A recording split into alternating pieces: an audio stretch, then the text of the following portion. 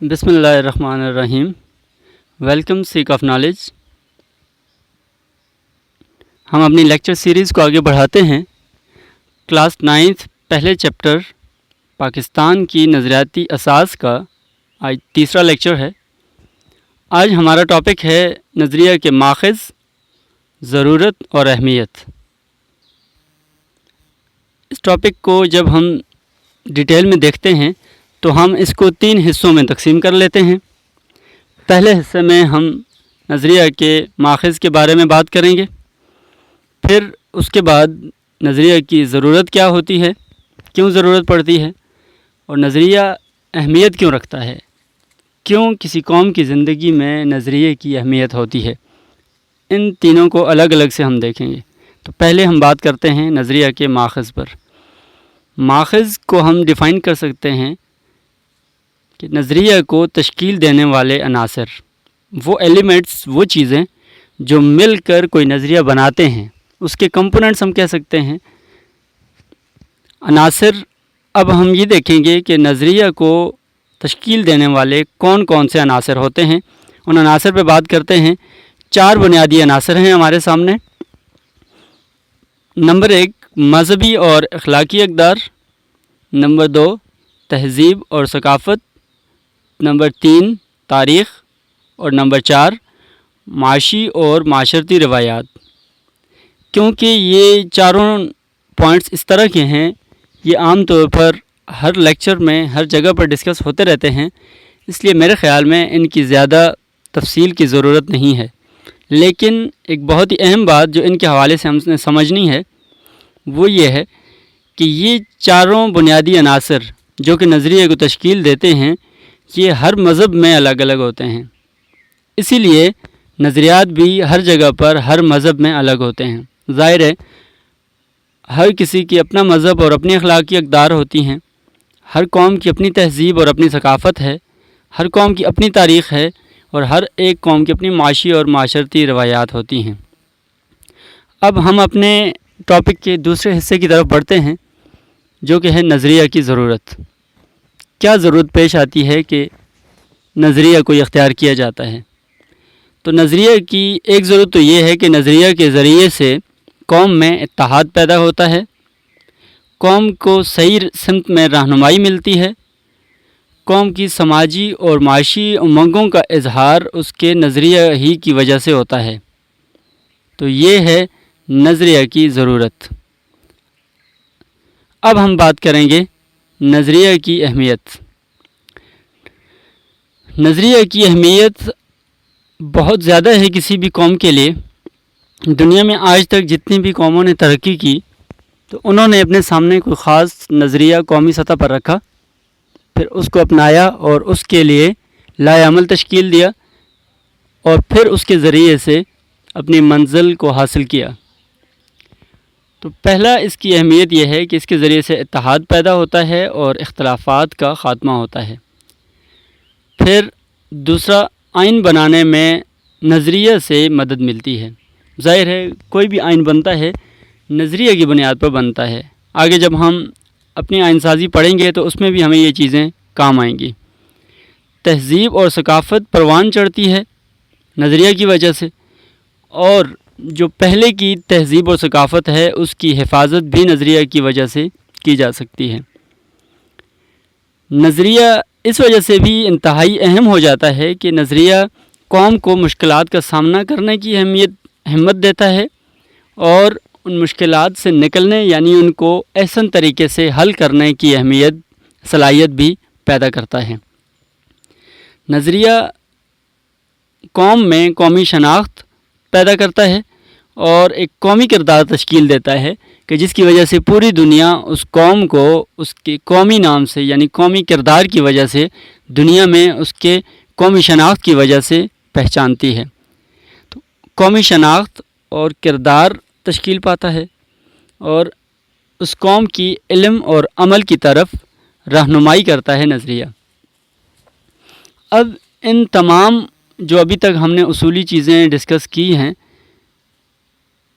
ان کے ذریعے سے اب ہم انالیسس کرتے ہیں کہ ہمیں یعنی ہم جو پاکستان میں رہنے والے لوگ ہیں ہمیں ہمارے نظریہ پاکستان نے یا دو قومی نظریہ نے یہ چیزیں کہاں تک دیں. تو پہلے جو ہم نے نظریہ کے عناصر ڈسکس کیے تھے کہ 4 بنیادی عناصر ہیں، یعنی مذہبی اور اخلاقی اقدار، تہذیب اور ثقافت، تاریخ، معاشی اور معاشرتی روایات. تو ان چاروں کے لحاظ سے دیکھیں تو بدنصیبی سے ہم یہ بات ماننے پر مجبور ہیں، بلکہ زمینی حقائق ہمیں یہ مجبور کرتے ہیں کہ ہم اس بات کو قبول کریں کہ مذہبی اور اخلاقی حوالے سے جوں وقت گزرتا جاتا ہے مزید اخلاقی اور مذہبی حوالے سے پسماندگی پیدا ہوتی ہے، زوال آ رہا ہے. لوگ مذہب سے دور ہوتے جا رہے ہیں. اخلاقی اقدار جو ہمارے معاشرے کی پہچان تھیں وہ آہستہ آہستہ ختم ہوتی جا رہی ہیں، بلکہ اب تو کچھ عرصے سے یہ ڈفرینس کافی واضح ہو کر نظر آ رہا ہے. تہذیب اور ثقافت کی بات یہ ہے کہ ہم نہ اپنے نظریے کی حفاظت کر سکے اور نہ ہمارا نظریہ ہماری تہذیب اور ثقافت ہی کی حفاظت کر سکا. کہ آج جب ہم اپنے یونیورسٹیز کالجز میں جاتے ہیں یا باقی کسی بازار میں جائیں تو وہاں پر تہذیب اور ثقافت کا جنازہ نکال دیا جاتا ہے. وہاں سمجھ نہیں آتی کہ ہم کون سی تہذیب سے تعلق رکھتے ہیں. تاریخ ہمارے سامنے اس طرح سے واضح موجود نہیں ہے. یہی وجہ ہے کہ ہم آئے روز دیکھتے رہتے ہیں کہ میڈیا میں اور باقی جگہوں پر تاریخی حالات اور واقعات کو ایسے توڑ مروڑ کر پیش کیا جاتا ہے کہ جس کی وجہ سے مزید مسائل اور اختلافات اور انتشار معاشرے میں پیدا ہوتا ہے، نہ کہ کوئی رہنمائی مل رہی ہے. لہذا تاریخ کو بھی غلط طریقے سے پیش کر دیا گیا ہے. معاشی اور معاشرتی روایات کی اگر بات کی جائے تو اس حوالے سے بھی ہم بہت ہی پسماندگی کا شکار ہیں، جو کہ ہم اپنے موجودہ حالات میں ہر طرف دیکھتے رہتے ہیں. دوسرا جو ہم نے پڑھا تھا نظریہ کی ضرورت، تو اس میں جو ہمیں 3 ضرورتیں بتائی گئی ہیں کہ قوم میں اتحاد پیدا کرنا، صحیح سمت میں رہنمائی کرنا، سماجی اور معاشی امنگوں کا اظہار کرنا. تو انفارچونیٹلی نظریہ پاکستان یہ تینوں کام آج تک ہمارے لیے نہیں کر سکا یا قومی سطح پر نہیں ہو سکے. اس کی کیا وجوہات ہیں وہ آگے اس کے لیے ٹاپکس آ رہے ہیں، اس میں ہم ڈسکس کریں گے کہ کیوں ہم آج بھی ہماری قوم میں اتحاد اور اتفاق پیدا نہ ہو سکا. آج تک ہم قومی سطح پر اپنی کوئی صحیح سمت طے ہی نہ کر سکے تو اس سمت میں پھر رہنمائی کہاں سے حاصل ہوگی. سماجی اور معاشی حوالے سے ہم انتہائی پسماندگی کا شکار ہیں، اور ایک طبقہ ہے جو کہ اس حوالے سے خصوصاً معاشی حوالے سے ہمارے معاشرے پر قابض ہے اور جس نے تمام معاشرے کو یرغمال بنا کر رکھا ہے. تیسرا جو ہم نے پڑھا تھا نظریہ کی اہمیت، تو بالکل یہ بات حقیقت ہے کہ نظریہ ہی ہم دیکھ سکتے ہیں. بہت ساری ایسی قومیں ہیں کہ جنہوں نے، چائنا کی ہم مثال دیکھ لیں کہ چائنا نے نظریہ کی اہمیت میں ابھی جتنے پوائنٹس آپ کے سامنے موجود ہیں، تو اگر آپ ان کو چائنا کی تاریخ کے حوالے سے دیکھیں تو یہ بات ثابت ہوتی ہے. انہوں نے اپنے نظریے کے ذریعے سے اتحاد اپنی قوم میں پیدا کیا، اختلافات کا خاتمہ کیا، اپنا اس نظریے کی بنیاد پر آئین تشکیل دیا، اپنی تہذیب اور ثقافت کو پروان چڑھایا، اور اس کو آج جس کو ہم کہتے ہیں کہ دنیا میں ایک گلوبل ولیج بن چکی ہے اور تمام جگہوں پر ایک یورپین تہذیب چلتی ہے اور ثقافت موجود ہے. وہاں چائنا نہ صرف اپنی تہذیب و ثقافت کی حفاظت کی بلکہ اس کو بہت اچھے طریقے سے پروان چڑھایا.